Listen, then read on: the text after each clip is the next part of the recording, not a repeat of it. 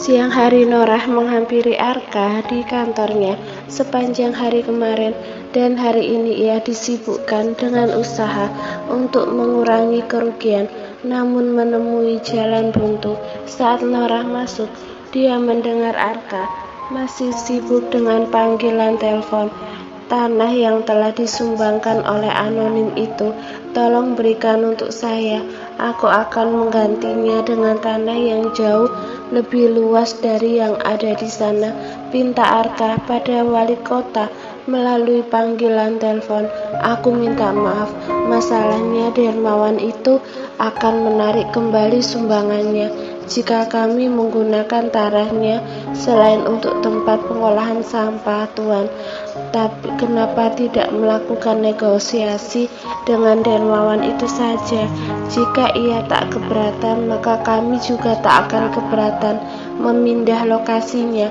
Panggilan berakhir dan menemui jalan buntu di pihak Arka. Ia yang masih merasa kelelahan hanya memberikan tatapan singkat ke arah Nora yang baru saja masuk ke dalam kantornya. Arka, kenapa kita tidak menikah saja? Pria itu tertegun dan mengerutkan alisnya begitu mendengar ajakan pernikahan Nora yang terasa tidak pada tempatnya. Ia sedang dalam situasi di mana bisnisnya kini didorong hingga ke sudut, tapi wanita ini tiba-tiba meminta sesuatu yang membuat ia semakin tertekan. Ia ingin mengeluh, namun pada kenyataannya dengan kondisi yang ia alami sekarang mungkin hanya Nora yang masih ingin menikah dengannya. Arka, menikahlah denganku. Hanya dengan itu kamu akan bangkit dari masalah ini. Tidak perlu pesta meriah. Untuk sementara mari kita mendaftarkan pernikahan saja. Arka menatap wanita di depannya dengan seksama. Selama ini ia tak pernah menaruh hati pada Nora, namun ajakan wanita ini untuk menikah dan membantunya mengingatkan ia pada Elisa dulu. Hati Arka mulai tersentuh. Ia diam-diam berjanji akan belajar mencintai wanita ini dan tak akan mengulangi kesalahan yang sama seperti ketika ia kehilangan cinta tulus Elisa. Apakah kamu tak akan menyesal? Nora menggeleng. Tidak, aku tak akan menyesal. Pasangan itu mendaftarkan pernikahan pada hari itu juga. Saat Norah menatap buku nikah kecil di tangannya, senyum indah tersungging di wajahnya. Semua akan baik-baik saja jika aku menunjukkannya pada Kelvin bahwa aku telah menikah dengan Arka sesuai permintaannya, maka dia akan bisa membalik semua keadaan. Kekuasaan yang dimiliki oleh Kelvin akan membantu Arka mendapatkan pijakan lagi di dunia bisnis. Arka melihat wajah bahagia Nora. Ia mengira wanita ini sangat tulus mencintai dirinya sampai memiliki senyum indah, meski mereka hanya menikah secara syarat catatan sipil dan belum mengadakan pesta. Arka, nanti malam seorang tetua dari keluarga Edwards akan mengadakan pesta ulang tahun. Banyak pebisnis penting yang hadir di sana. Aku akan meminta ayah untuk menghadiri undangan atas namanya. Kita bisa mendapatkan beberapa kenalan orang penting di pesta nanti malam. Baiklah, kita akan berangkat ke sana. Arka lalu meraih telapak tangan Nora. Jika semua krisis ini berlalu, aku akan memberikan pesta pernikahan yang megah untukmu. Nora memeluk pria yang baru saja menjadi suaminya. Aku akan menunggu hari itu. Nora merasa sangat bahagia. Ia telah menikah dengan pria yang ia cintai, dan jika semua berjalan sesuai rencananya, maka bisnis Arka akan membaik lagi dan perlahan ia juga akan mengatur strategi untuk menguasai bisnis keluarganya. Siang hari Kelvin dan Elisa telah sampai di dekat rumah besar keluarga Kelvin, namun wanita itu meminta Kelvin untuk menghentikan mobilnya sebelum mereka memasuki gerbang rumah. Kenapa kamu meminta berhenti? Elisa mengeluarkan tas make up kecil dari tasnya. pipiku masih memiliki memar. Aku tidak bisa membiarkan Efren melihatnya. Wanita itu lalu sibuk menambahkan BB krim ke wajahnya, kemudian mengulaskan pemerah pipi. Ia juga menambahkan lagi lipstik di bibirnya. Kelvin sebenarnya lebih menyukai wajah polos Elisa yang tanpa make up. Penampilan seperti itu membuat ia tampak lebih segar dan seolah ia masih seorang mahasiswa semester awal. Meski begitu, ia juga tidak jelek dengan riasan di wajahnya, karena Elisa akan menunjukkan sisi lain dirinya sebagai wanita dewasa yang memukau dengan riasan itu. Saat di luar negeri, apakah kamu juga berkencan? Melihat kecantikan Elisa, ia yakin pasti banyak pria yang mengejar dirinya. Aku tidak pernah memikirkan itu. Hidupku sibuk untuk menghidupi putraku dan bertahan dengan baik di sana. Kelvin merasa lega mendengar Elisa tak pernah berkencan. Sementara itu, wanita di sebelahnya menangkup sudut mulut lelaki itu yang terangkat. Kenapa kamu justru tertawa saat mendengar kehidupanku yang tidak mudah? Kelvin menggeleng. Aku tidak tertawa, aku justru mengerutkan wajah karena merasa bersalah, kata Kelvin berbohong. Mulai sekarang aku berjanji untuk memberikan kehidupan yang lebih baik untuk kalian. Elisa menyeringnya. Kehidupan kami sudah baik-baik sejak aku dibayar mahal menjadi desainer produk, terang Elisa. Kelvin tahu wanita ini sedang menyindir dirinya bahwa ia telah datang terlambat dalam kehidupan mereka. Setidaknya dengan kehadiranku sekarang, kamu tidak perlu lagi bekerja keras. Elisa tak memberikan jawaban dan hanya memutar bola matanya ke arah pria itu. Ayo kita masuk ke rumah. Kelvin menyalakan mobilnya untuk masuk ke gerbang rumah. Saat petugas keamanan di rumah itu melihat mobil bosnya, mereka segera menekan tombol otomatis untuk membuka gerbang. Efren sedang berada di taman. Saat melihat mobil ayahnya berhenti di dekat taman, ia segera melompat ke girangan. Mami, Daddy! Elisa melebarkan kedua tangannya sambil berjongkok, bersiap untuk menyambut putra kecilnya ke dalam pelukannya. Saat Efren menghambur ke pelukannya, ia hampir jatuh ke belakang. Astaga, apakah kamu berubah menjadi banteng? Kamu pasti terlalu dimanjakan di sini sampai berat badanmu naik pesat dalam hitungan hari, kata Elisa setelah menyeimbangkan diri. Aku tidak gemuk, Mami. Aku berat hanya karena belum buang air besar hari ini, jadi beban di perutku belum dikeluarkan. Elisa dan Kelvin tertawa mendengar alibi putra mereka. Sini, biarkan ayah yang menggendongmu. Kelvin mengambil Efren dari pelukan istrinya. Astaga, kamu memang semakin berat. Bagaimana mungkin seorang anak berusia 3,5 tahun bisa seberat ini? Mulai sekarang setiap pagi kamu harus berolahraga denganku. Efren merenggut.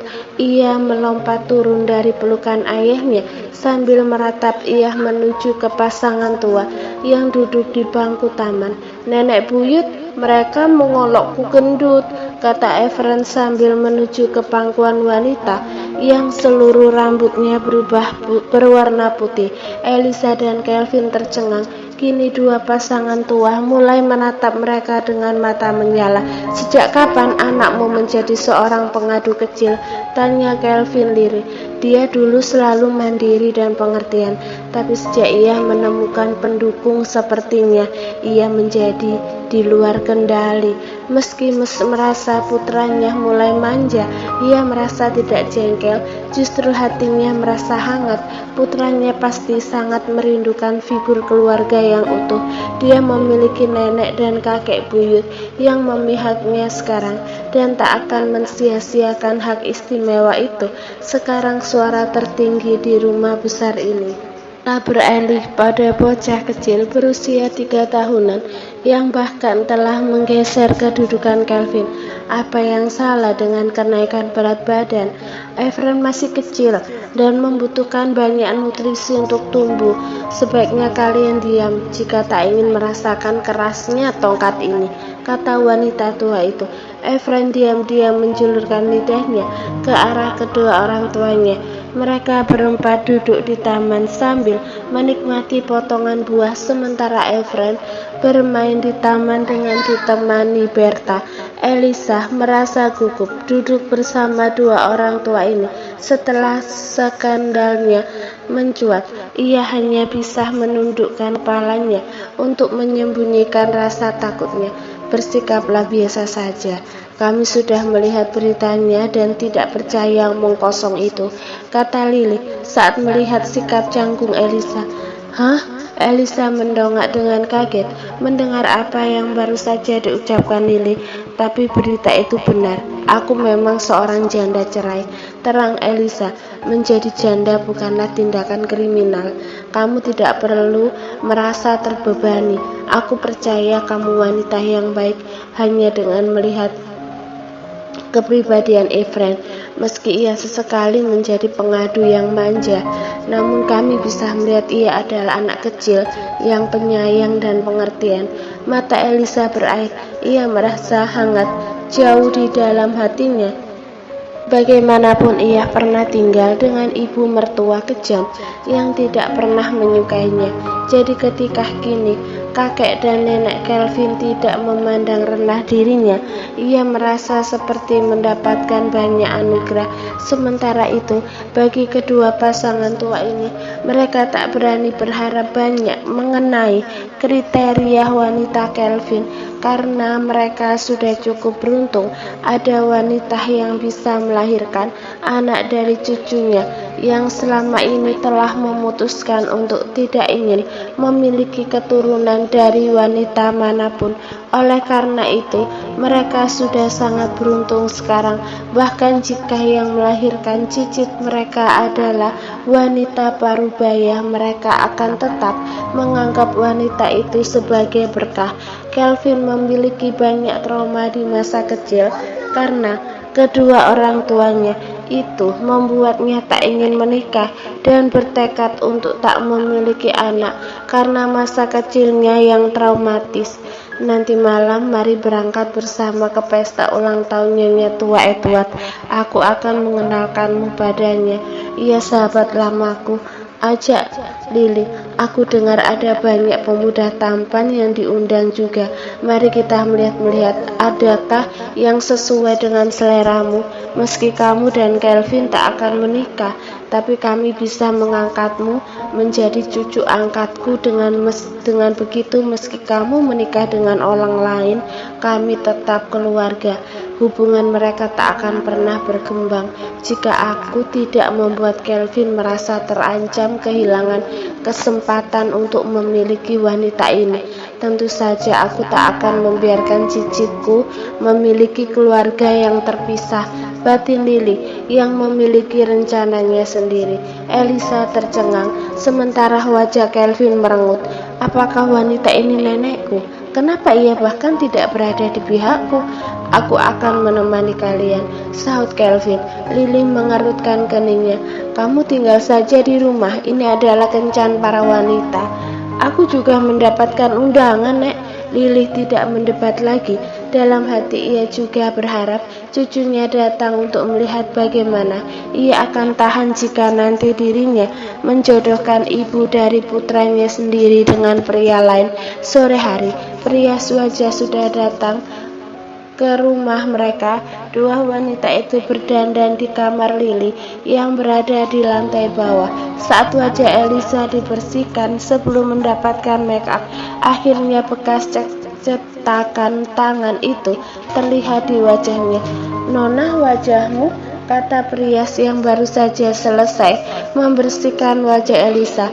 Lily mengarahkan pandangan ke wajah Elisa yang dirias lebih dulu. Siapa yang sudah menamparmu? Tanya Lily melihat memar di wajah Elisa. Apakah mantan mertuamu itu? Tidak apa-apa, ini sudah tidak sakit lagi. Lagi pula aku juga sudah membalasnya. terang Elisa. Ia lupa masih memiliki memar di wajahnya. Jika ia ingat, maka dia akan memilih melakukan make up di kamarnya sendiri, alih-alih melakukan make up bersama di kamar Lily. Hati-hati saat menerapkan make up di wajahnya. Pastikan untuk menggunakan bahan yang tidak memperparah memar itu. Titah Lily pada perias wajah. Baiknya, wanita tua itu lalu pergi ke balkon untuk menelpon Nyonya Tuan Edwards yang merupakan teman dekatnya. Bisakah kamu mengirimkan satu undangan lagi ke rumah seseorang? Tanya Lily begitu temannya menjawab telepon. Siapa itu? Namanya Whitney Duran. Ia adalah calon besan keluarga Sanders. Kenapa aku harus mengundangnya? Lily mendengus. Berhenti menjadi wanita tua cerewet. Undang saja atau aku tak akan datang membawakanmu hadiah ulang tahun nanti. Baiklah, tapi jangan mengacau di pesta ulang tahunku. Hanya sedikit, tapi itu tak akan mempengaruhimu. Baiklah, aku akan segera mengirim undangannya.